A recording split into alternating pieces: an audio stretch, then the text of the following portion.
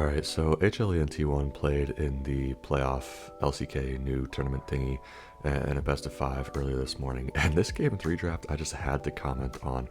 This is going to be a little unstructured because it's so weird. This is the strangest, most weird slash disgusting draft I've ever seen, and I don't really know what to think about it. It was so weird. So HLE go and first pick Varus, which obviously I really like. It's pretty much Varus, Caitlyn, Ezreal, and Ashe at the top of the ADC pool, and obviously since this is Fearless, the Ashe and the Ezreal are gone, so Varus being up in game 3 still is pretty crazy, honestly, so he's going to be first picked, completely fine with that. And then T1 going first rotate Sejuani and MF. MF is also a very solid ADC, pretty much A tier, just underneath those 4 S tier ADCs.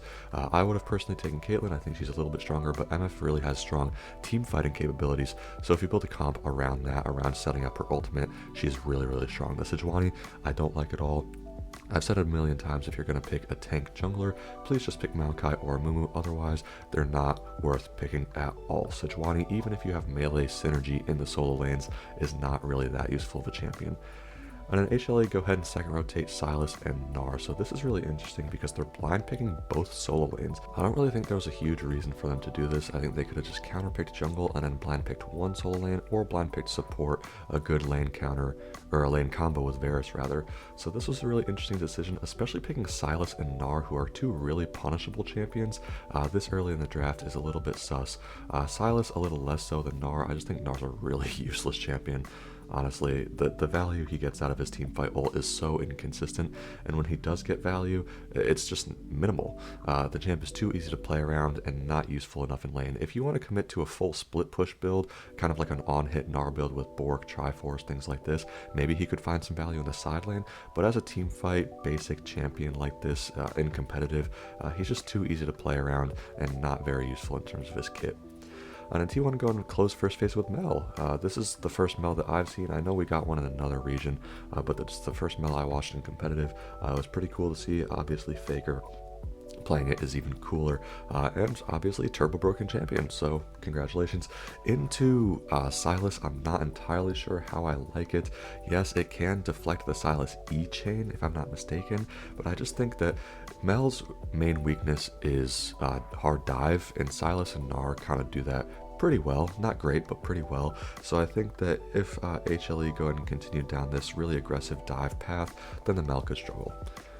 T1 going R4 Irelia into the Gnar, which is very good. This is a very good winning matchup in every stage of the game, early lane, mid game, side lane, and late game, and Irelia is likely going to have more value in team fights. So I like to pick individually. The whole problem here is that both comps are really just all over the place. There's not really a clear goal or theme consistently throughout each comp. With T1, I feel like they just kind of picked Irelia because it's good into Gnar and it synergizes with Sejuani passive. Hopefully they take advantage of that synergy. If not, there's really no reason in picking Sejuani. Same thing with HLE's comp. They're really all over the place, especially with a Pantheon Nidalee round out on blue side. I'm going to utterly lose my mind. This is the craziest, most mentally ill thing I've ever seen in a pro draft, and it worked. The crazy thing is they won this game. Of course, with a comp like this, it's very, very snowbally, right? So if they do get ahead early game, it's very likely that they'll be able to transition that into dragons and grubs and Adicon. And the way objectives work and the meta works right now, it's just really snowbally. So it's understandable why you'd want to pick an early mid-game comp like this, because if you can transition those early leads well into objectives, then you can end up winning the game off of that.